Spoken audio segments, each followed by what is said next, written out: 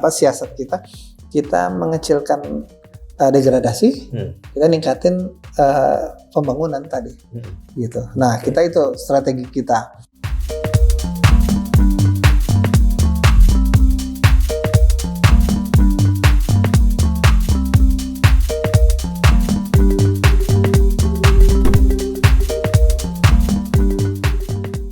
Assalamualaikum warahmatullahi wabarakatuh.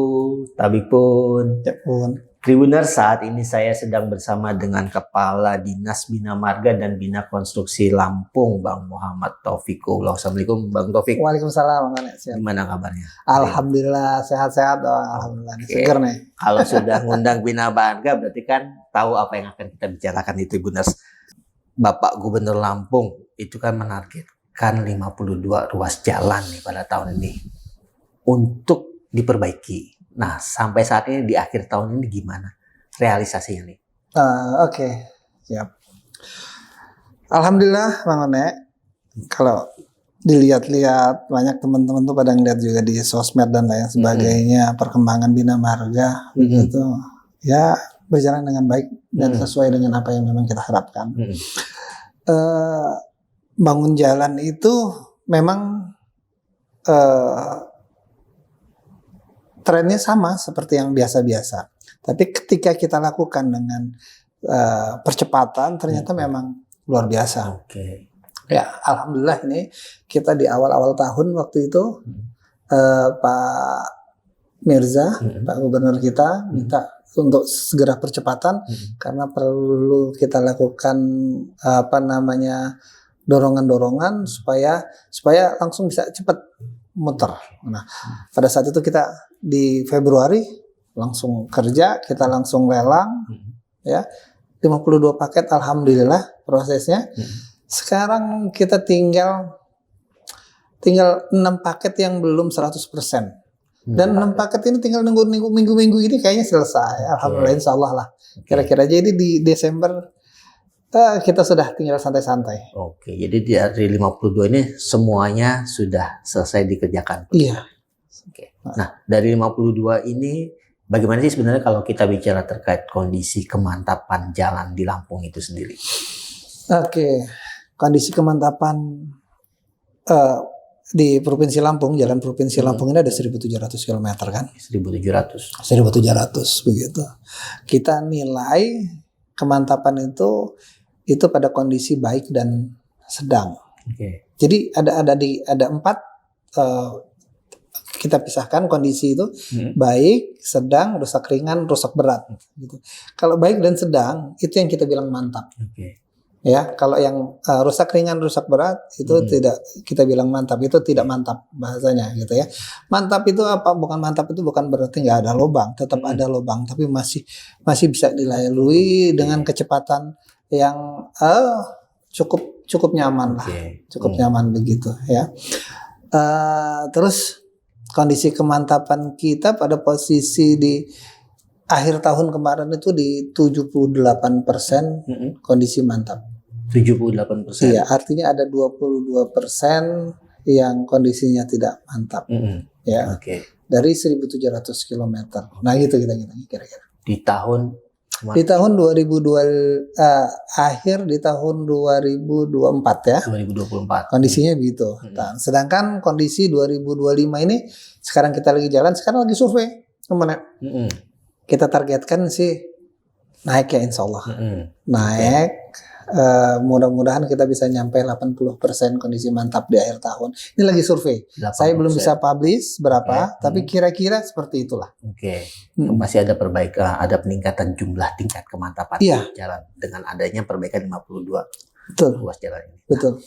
Kadang-kadang kan masyarakat ini tidak tahu gitu kan, di Lampung ini kan sebenarnya ada beberapa status jalan kan, ada jalan nasional, ada jalan provinsi, ada jalan kabupaten. Ini yang membedakannya seperti apa gitu? Oke. Jadi kalau undang-undang jalan, ya Undang-Undang 2 2022 begitu tentang jalan, ngomongin dikotomi pemisahan, lebih kepada siapa yang mempunyai wewenang lah, begitu. Siapa ini yang mempunyai wewenang untuk memperbaiki, begitu, mengelola, bahasa kita mengelola. Nah, Ada dikotominya dibagi menjadi jalan nasional, Oke. jalan provinsi, jalan kabupaten. Ya, secara fungsi, ya kalau bahasanya itu arteri, kolektor, agak pusing tuh. Tapi kira-kira gini, secara ringkasnya, jalan nasional itu menghubungkan antara provinsi ke provinsi. Oke. Begitu. Kalau jalan provinsi itu menghubungkan antara kabupaten ke kabupaten. Oke. Kalau jalan kabupaten itu menghubungkan antara kecamatan-kecamatan, termasuk di dalam desa. Oke. Ya, kira-kira seperti itulah ringkasnya ya, ringkasnya.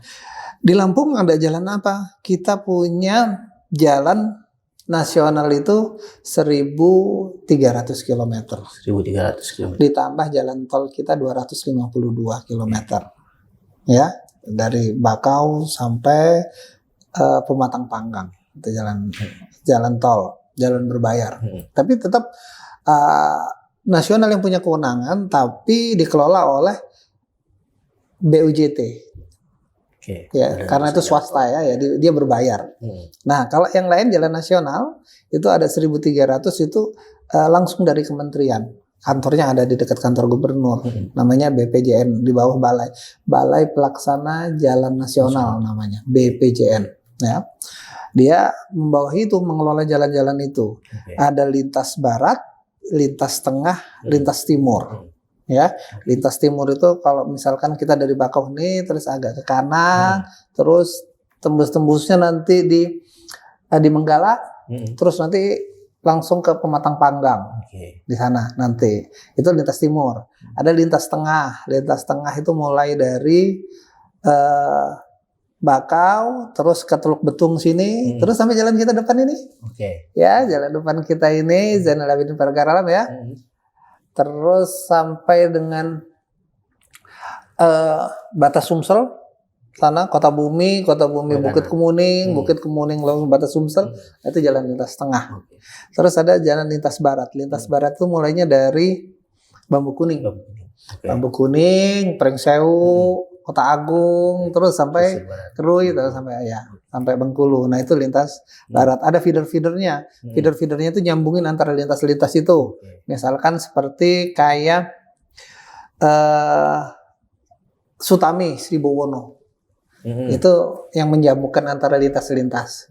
Terus metro ya, mulai dari Teginendang metro ke sampai Sukadana, lintas-lintas itu. Terus dari Bukit Kemuning ke Liwa terus ke Kerui, itu menghubungkan antara lintas-lintas kira-kira. Tambah lagi yang dekat sini antar lintas yang jalan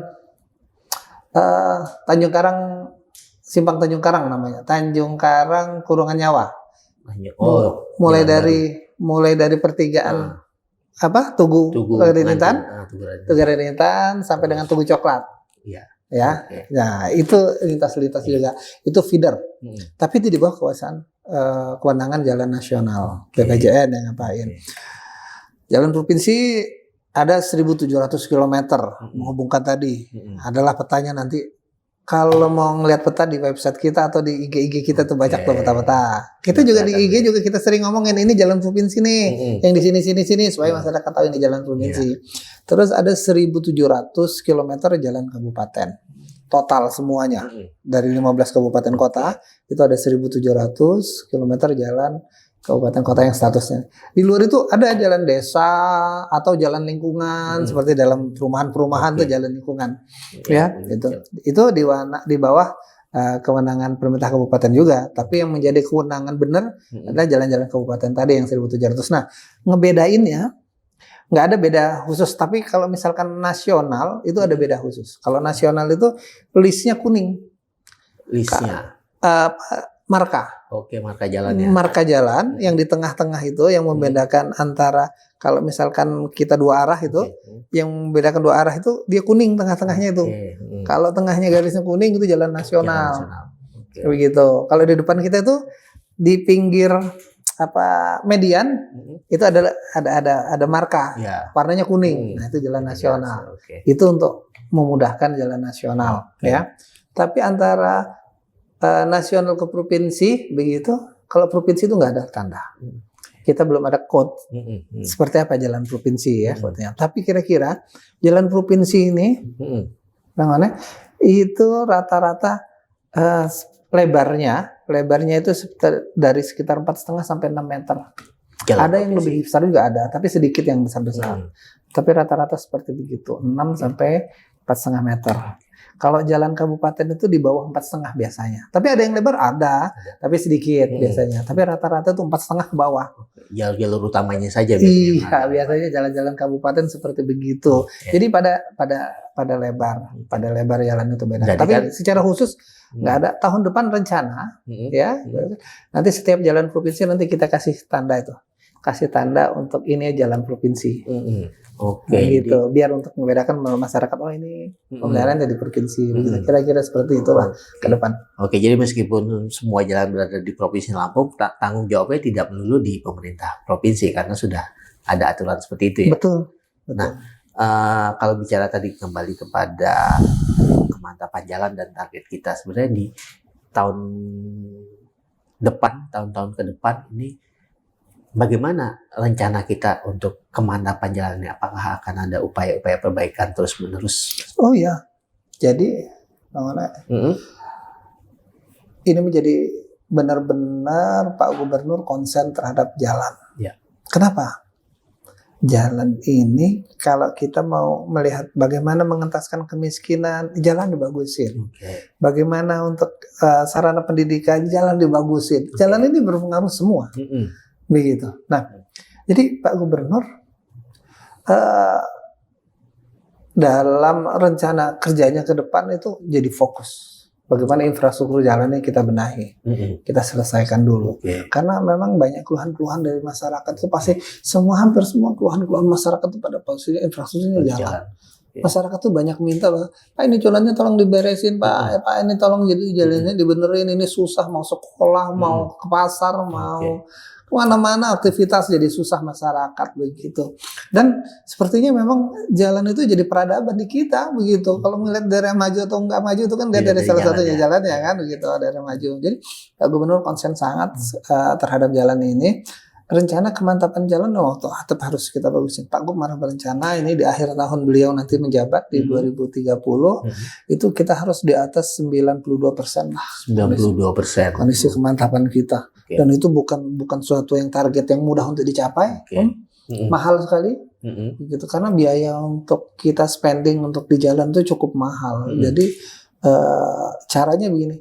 Untuk kita mencapai itu benar-benar kita harus biayai dengan biaya yang cukup besar ditambah dengan penurunan degradasi. Maksudnya begini, jalan itu karena dipakai, rusaknya itu kan karena dipakai. Oke, ya penggunaan. Digunakan. Dia rusaknya kenapa? Digunakan kadang-kadang tonase yang berlebihan. Itu yang kita bilang odol, overdimension, overload. Itu yang menyebabkan kerusakan itu cepat terjadi.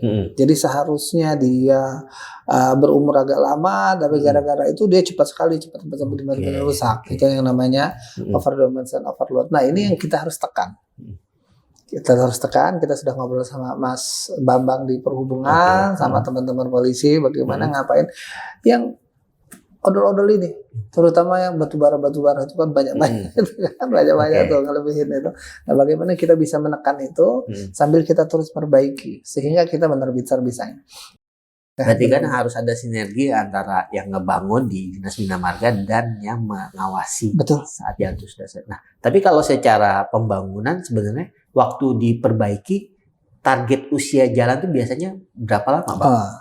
Biasanya kalau fleksibel itu umur rencananya 10 tahun. 10 tahun. Fleksibel itu yang dari aspal ya, yang dari bahannya aspal. Hot mix gitu ya. Itu 10 tahun umur rencananya. Terus kalau rigid itu 20 tahun. Rigid 20 tahun. Yang dari beton. Rigid itu 20 tahun. Nah, itu. Tapi dalam pelaksanaannya kita ada namanya siklus perbaikan. Dalam teori itu tetap harus dijaga. Jadi pemeliharaannya namanya pemeliharaan rutin. Jadi misalkan udah dibagusnya benerin ya. Terus kita tetap bahunya tetap nggak boleh ada tumbuhan-tumbuhan, kita tetap potong. Terus kita kalau misalkan siring-siringnya itu kan nanti kan keisi tuh sama ketutup itu harus digali lagi. Itu namanya pemeliharaan rutin. Kalau mobil itu ya kita walaupun mobil baru harus dicuci dong. Ya kalau nggak dicuci gimana, karatan nggak? Karatan kita nanti cepat karatan, cepat hancur dong kalau nggak dicuci. Cuci, bersihin, terus ganti oli rajin kira-kira. Kalau dipakai terus nggak itu? Jadi setiap tahun juga tetap harus dilihat ini kondisinya masih oke apa enggak. Tetap harus diperhatikan, tetap harus dipelihara. Di Lampung sendiri kan kontur wilayahnya berbeda-beda nih. Tadi kan disebutkan ada bisa rigid atau bisa aspal gitu. Nah, di Lampung sendiri untuk perbaikan jalan apakah semuanya pakai rigid atau hanya aspal atau seperti apa dengan kontur jalan, kontur wilayah yang ada? Oke, jadi rigid ini lebih sebenarnya kalau ngeliatin pada traffic yang berat, yang beban-beban besar, begitu. Dia agak lebih tahan dibandingkan dengan yang fleksibel. Jadi gini misalkan, Om, kalau fleksibel itu dia ada lama pembebanan. Jadi dia sebenarnya kalau aspal itu, misalkan di lampu merah tuh ya, kan mobil berhenti tuh. Kalau mobil truk berhenti itu sering namanya kalau di lampu merah di jalan bypass itu sering melihat kan? Iya. Itu seperti itu jadi. Jadi dia sebenarnya nggak tahan terhadap mobilnya lama dibebani. Jadi kalau aspal tuh harus lewat dia. Bukan. Ada hitungan waktunya juga. Ada hitungan, ada kecepatannya segala itu ada pengaruh terhadap itu. Jadi sebenarnya rigid itu lebih tahan terhadap itu. Jadi dia statis bebannya nggak apa-apa. Dia berhenti di situ nggak apa-apa. Makanya kalau di lampu merah yang mobil-mobil truk-truk besar itu biasanya lampu merahnya pakai rigid. Om mana yang ngeliatin itu di bypass semuanya di itu ya. Kita seperti begitu. Atau di pom bensin di mana-mana pom bensin tetap harus dia pakai rigid, dia nggak pakai fleksibel. Kenapa? Dia berhenti mobil besar itu berhenti, nanti kayak gitu. Nah, jadi tadi kalau rigid itu secara beban tinggi dia masih bisa, tapi secara pemeliharaan begitu lebih sulit.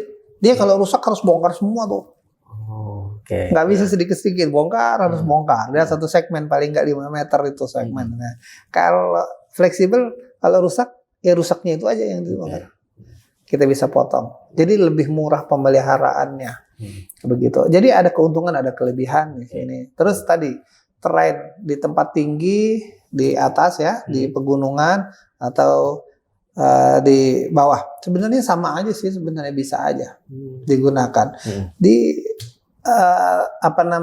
daerah-daerah di Lampung Barat, di Liwat atau mana gitu, boleh nggak pakai, nggak apa-apa. Sebenarnya pakai fleksibel ya nggak apa-apa. Cuman begitu tadi, biasanya di daerah tanjakan-tanjakan itu kecepatan turun, ya nggak? Kecepatan turun, dia agak lebih pelan. Biasanya kalau tanjakan-tanjakan tuh bagusnya rigid. Kenapa? Kecepatannya lebih rendah. Iya nggak? Kalau dulu Om Ane ngeliatin kalau ke Bakau nih, yang satu-satunya di rigid dulu, belum ada rigid ya, masih ada fleksibel semua ya. Satu-satunya yang di rigid itu yang di situ ya, Tanjakan Tarahan ya. Satu-satunya jalan ya. Dulu belum ada. Kenapa begitu? Begitu posisinya. Jadi dia dalam kecepatan rendah dia akan rusak terus kalau misalkan itu. Jadi tanjakan-tanjakan itu biasanya bagusnya rigid. Biasanya seperti begitu. Nah, rigid atau tidak rigid dilihatin pada kondisi-kondisi. Misalkan seperti itu lagi di daerah Rawajitu, daerah rawa-rawa sana, di daerah misalkan Mesuji sana, itu lahan gambut, lahan gambut yang cepat sekali berpengaruh sama air.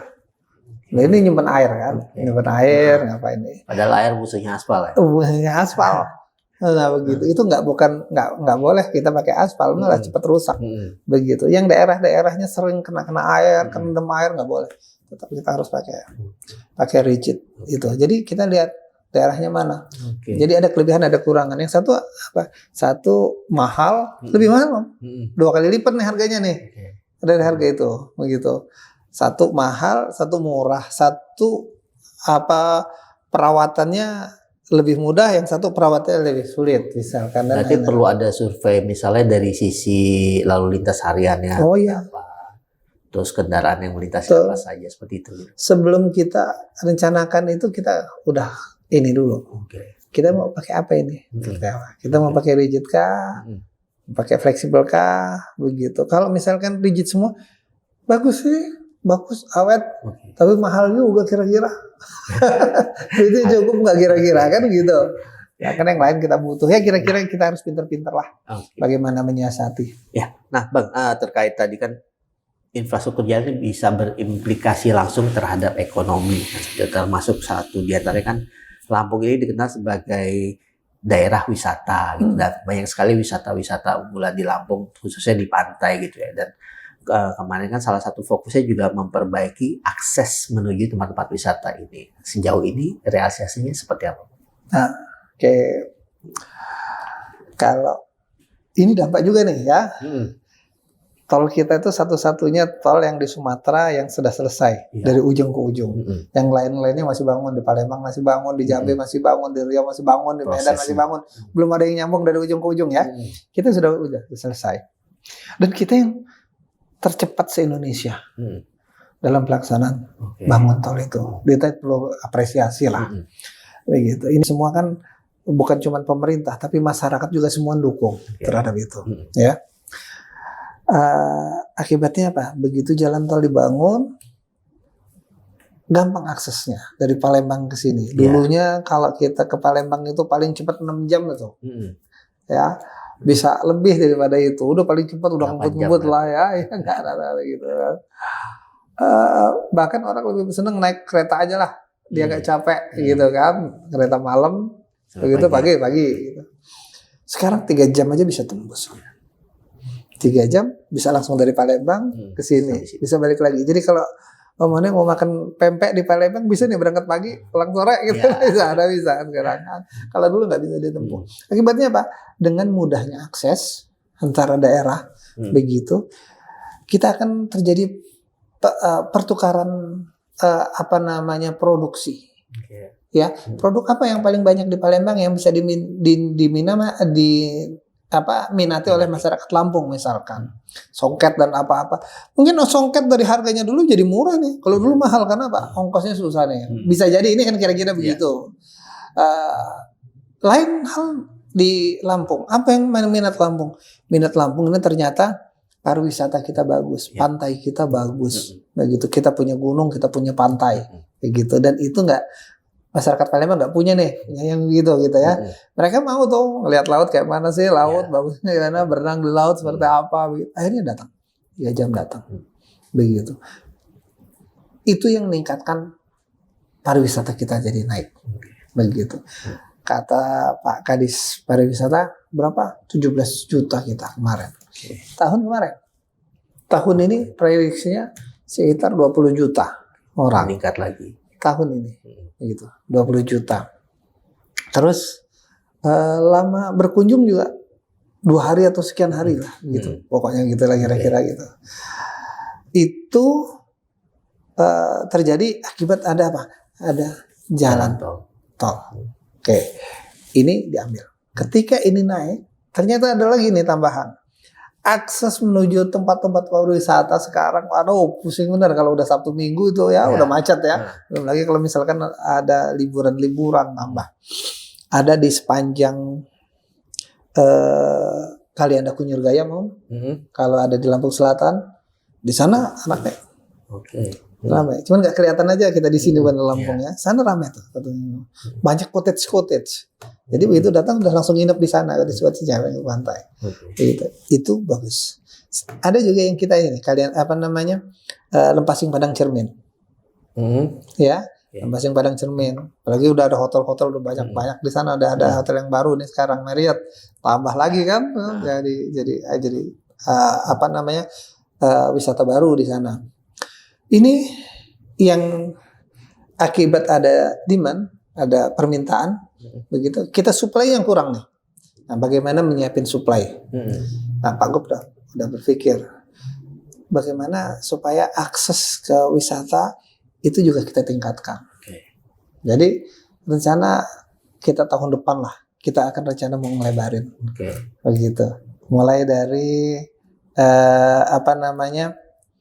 mau Lempasing tuh daerah Lempasing tuh sampai ini dulu lah, kira-kira sampai Mutun dulu karena di situ yang paling ramai. Oke. Itu yang kita lebarin.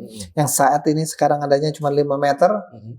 Nanti jadi 9 meter lah. 9 meter. 9 meter. Jadi 2 lajur masing-masing. Masih tetap kita 2 lajur, ya. Masih tetap 2 lajur. Tapi bahunya jadi gini, 727. 727 Ya. median 2. 272 jadi. 7. Oh, 272. Oke. Jadi 11 meter itu ya. Oke. 7-nya itu nanti untuk badan jalan. Ya, jadi bisa ini bisa menyiap biasa. 2-nya itu untuk bahu. Bahu kalau sekarang ini kan hampir nggak ada bahu. Nggak ada bahu jalan. Iya. Ketika mobil pecah ban, mobil di tengah jalan tuh. Iya. Tengah jalan. Akibatnya jadi macet. Oke. Nah, besok itu nggak ada bahunya. Jadi mobil tuh kalau misalkan dia pecah ban, dia bisa di pinggir tuh. Jadi arus lalu lintas tetap bisa, nggak ada yang macet jalan lagi gitu. Tapi suatu saat apabila memang kemacetan benar-benar terjadi, misalkan itu bisa 4 lajur kita pakai. Bisa kita gunakan, manfaatkan seperti begitu. Nah, tapi untuk yang biasa, hari-hari biasa biarin 2 lajur aja. Untuk sementara masih cukup dengan melihat jumlah traffic di arah begitu. itu.